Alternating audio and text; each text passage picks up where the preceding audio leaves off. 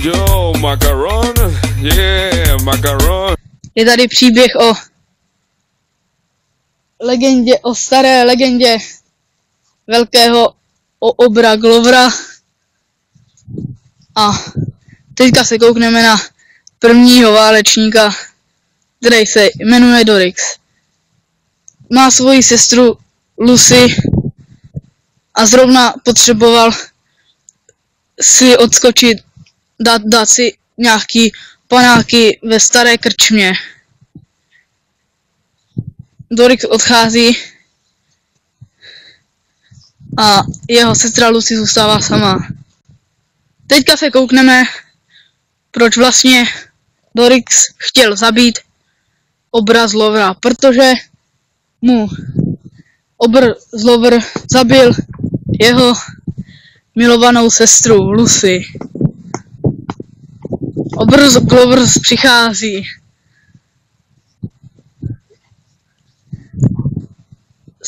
Sestra Lucy vykřikuje bolestí.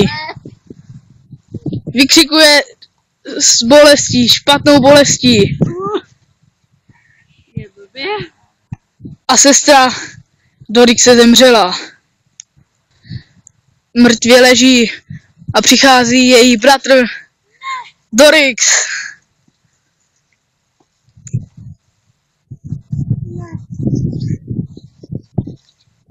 Určitě musel udělat místný Grover.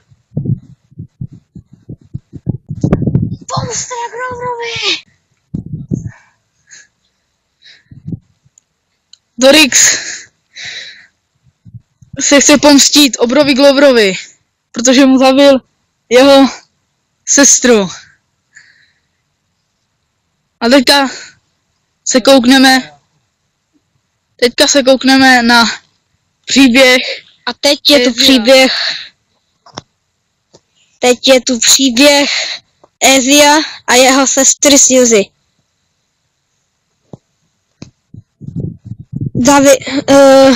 Ezio odchází do krčmy dát jedno pivko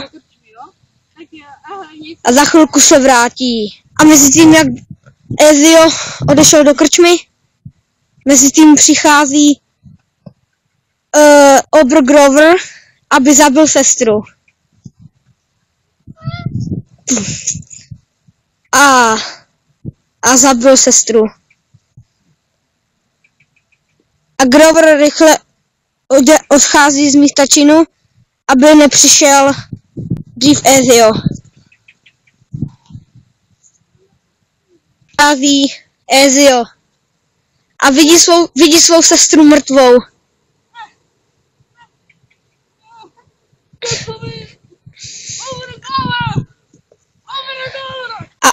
A Ezio chystá pomstu obrovi Groverovi. Ano. Takže za chvilku vidíme velkou pomstu. Teďka se podíváme, jak se Dorix a Ezio seznámili. Teďka přichází Dorix.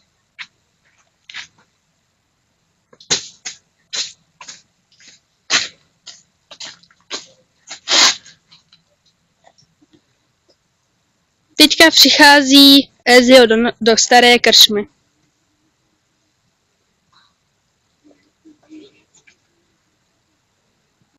Ahoj taky.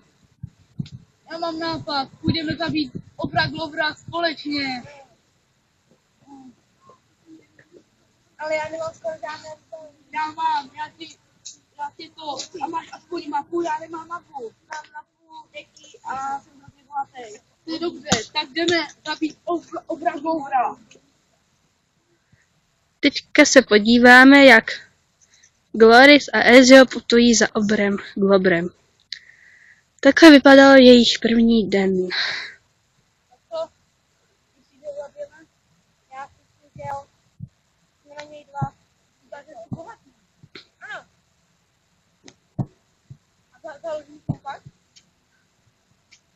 Založil bych mě, aby si mi koupil nový dům, když máš obrovský zámek.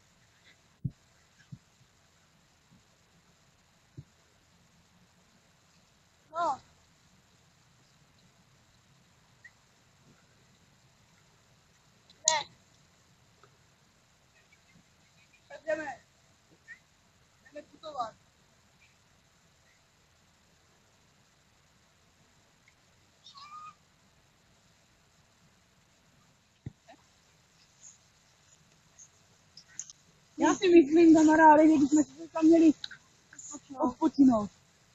Tady máš zbraň, kterou jsem ti chtěl už dávno dát. Tam je nějaké dobré místo na spaní. Tak jdeme.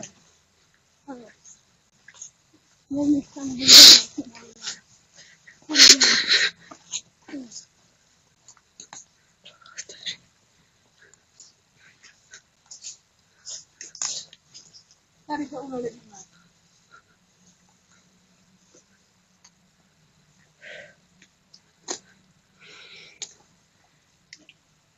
Ezio a Glorix jsou unavení, proto si lehli.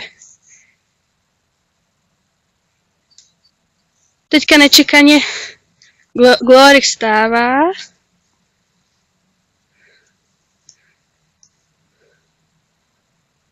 Protože on je chce zabít a nechat si všechno bohatství a pak se jenom utít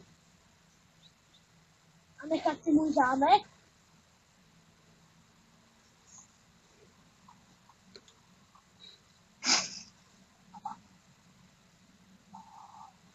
Co to udělal?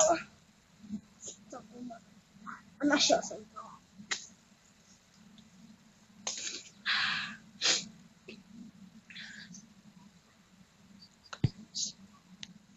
Třetí den, jak jste mohli vidět, Dorix zabil Ezia kvůli tomu, že mu chtěl vzít všechno dědictvo a zámek a chtěl utíct a nechtěl bojovat proti obrovi Gloverovi.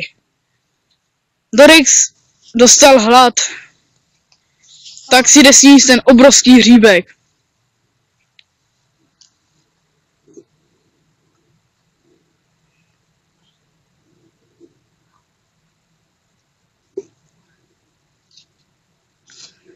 Už má plnou síly a jde zaútočit na obra Glovera.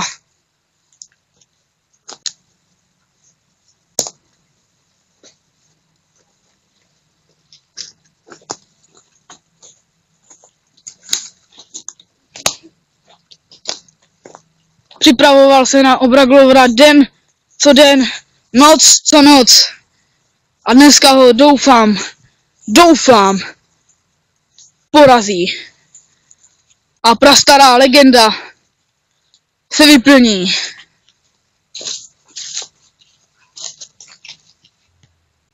Teď Glorix našel skrýš obra Glovera.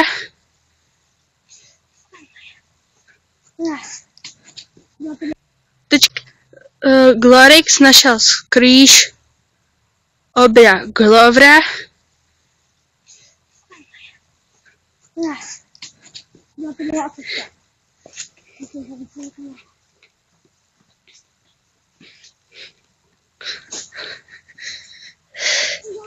Teďka se bude odhrávat souboj, který by mohl ohrozit lidstvo.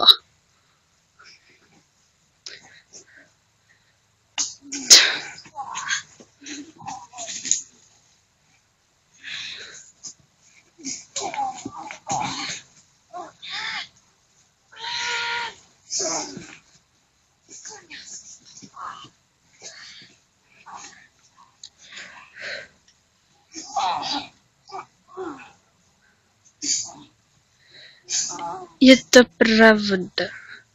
Glorix zabil obra Glovera.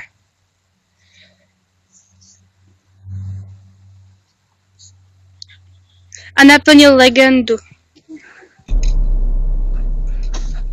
Jedu na koni!